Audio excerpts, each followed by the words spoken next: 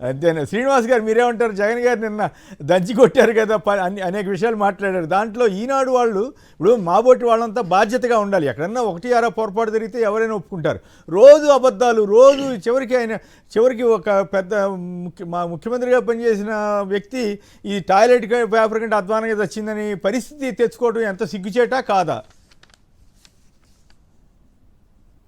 శ్రీనివాస్ గారు నమస్కారం సార్. సాక్షి మీకు అక్కడున్న విశ్లేషకులకి అందరికీ కూడా నమస్కారం సార్.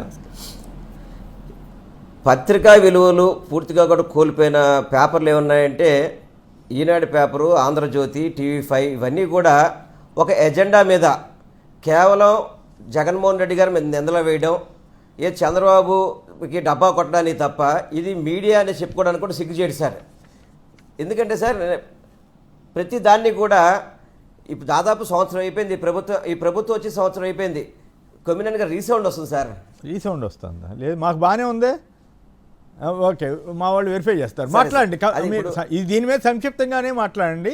మిగతా అంశాల మీద మళ్ళీ మాట్లాడదాం. దీని వినపడుతుంది, బాగానే మాట్లాడండి దయచేసి. కాదు సార్, ఇప్పుడు ఈనాడు కానీ ఆంధ్రజ్యోతి కానీ ఎట్లా జరుగుతుందంటే చంద్రబాబు చేసిందంతా కూడా అద్భుతాలు. ఏ తప్పు జరిగితే జగన్మోహన్ రెడ్డి గారు సంవత్సరం పరిపాలన ఆల్రెడీ ఇప్పటికే సంవత్సరం పరిపాలన అయిపోయింది, ఇంకా కూడా జగన్మోహన్ రెడ్డి గారి మీద పడుతూ ఇప్పుడు మరి దాదాపు ఆయన 45 ఏళ్ల ఇండస్ట్రీ అని చెప్పుకుంటాడు.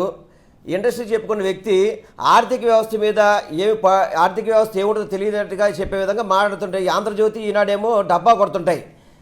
చంద్రబాబు చేసింది బజిగోవిందో అని చెప్పని, జగన్మోహన్ రెడ్డి గారు ఏమీ చేయలేదనే విధంగా చెప్పే విధంగా ఒక తెలుగుదేశం పార్టీకి తోక పత్రికల్లాగా ఇవి పనిచేస్తున్న ప్రతి ఒక్కరు తెలుసు ఈ విషయం.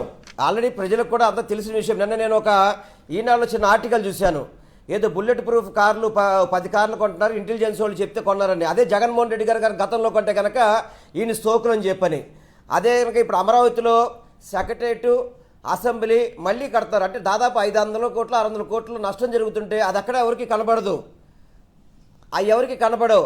జగన్మోహన్ రెడ్డి గారు చేయని ఖర్చులు చూపెట్టడం, జగన్మోహన్ రెడ్డి గారు డబ్బులు దుబారా చేశారని చెప్పి చూపెట్టే విధంగా ఈ నీచ రాతలు రాస్తూ ఈనాడు కానీ ఆంధ్రజ్యోతి కానీ టీవీ5 కానీ చాలా వరస్ట్గా ఈ ఆంధ్ర రాష్ట్ర ప్రజల్ని మోసం చేసే విధంగా ఇవి ప్రచురించడం అనేది చాలా బాధాకరం.